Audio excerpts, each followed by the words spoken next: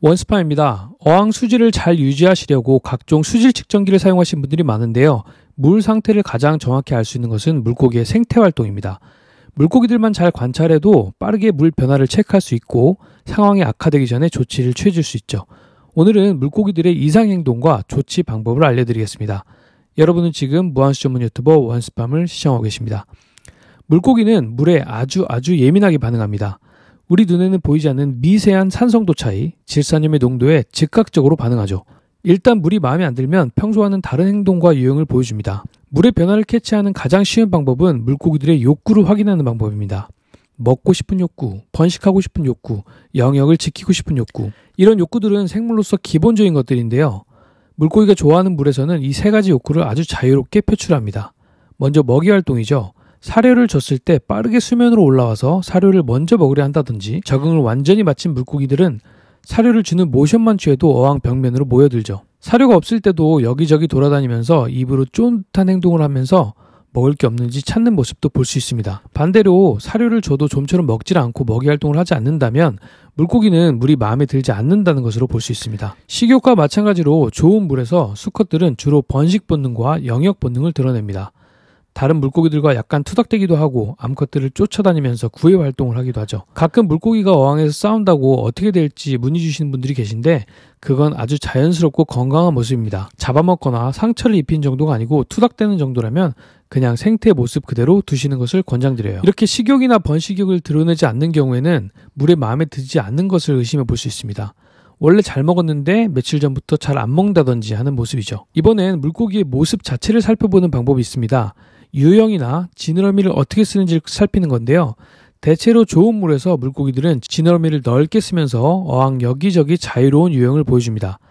하지만 물이 마음에 들지 않는다면 지느러미를 최대한 접고 어항 한 곳에만 있는 특징이 있습니다. 또 너무 수면에만 며칠씩 유영한다든지 또 너무 저면에서만 유영하는 것도 문제가 있다는 증거로 볼 수 있습니다. 자, 욕구를 표현하지 않거나 지느러미를 접고 유영이 부자연스러울 때는 크게 세 가지를 의심해 볼 수 있습니다. 첫 번째는 독성물질 수치의 증가입니다. 어항이 가지고 있던 여가 사이클보다 더 많은 양의 암모니아가 발생하는 경우, 예를 들어서 평소보다 사료를 많이 줬거나 추가로 물고기를 투입한 경우에는 아질산염과 질산염 농도가 높아지면서 물고기들에게 아주 불편한 물이 됩니다. 이때는 먼저 긴급하게 부분 환수가 필요해요. 한 번에 너무 많이 하기보다 20% 내외로 물을 덜어내고 같은 온도의 새물로 채워주시는 방식으로 괜찮아질 때까지 해주는 방법이 있습니다. 2일 간격으로 해주면 좋은데 이때는 사료를 주는 것을 멈춰야 됩니다.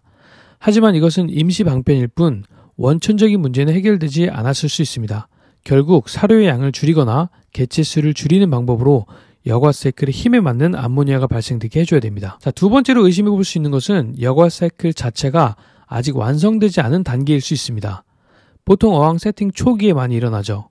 이때에는 암모니아에 맞게 박테리아들이 막 증식하는 중이기 때문에 암모니아 수치가 굉장히 왔다 갔다 합니다. 위에 말씀드린 질산염의 축적과는 다른 이야기예요.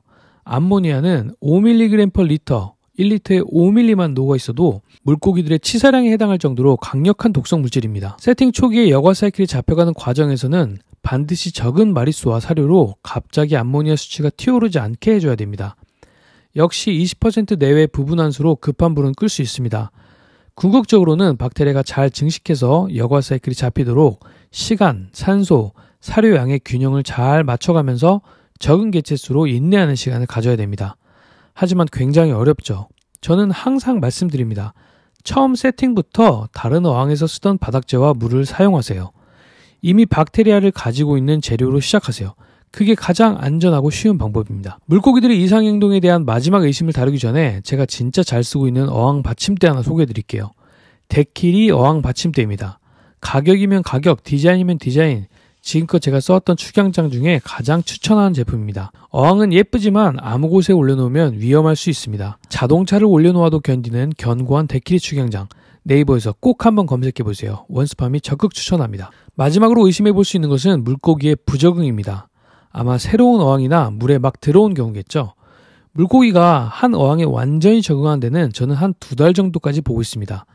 2달 정도 지내면 이곳이 위험하지 않고 나의 보금자리구나 하고 모든 활동을 다 보여주는 것 같아요. 그 전까지는 한 곳에 가만히 있는다든지 먹이를 잘 안 먹는다든지 번식하지 않는다든지 하는 모습을 보여줄 수 있습니다. 물고기를 데려오시자마자 가장 궁금하고 예쁘실 텐데 최소 일주일 정도는 없다고 생각하고 관심을 가지지 말아주셔야 빠른 적응을 할 수 있고 더 예쁜 모습을 많이 보실 수 있습니다. 요새 베타 키우시는 분들은 입수하고 3일 정도는 검은 천 같은 걸로 덮어두시는 분들이 계신데 저는 아주 좋은 방법인 것 같아요. 네, 오늘은 물고기의 이상행동과 조치 방법을 안내해드렸습니다.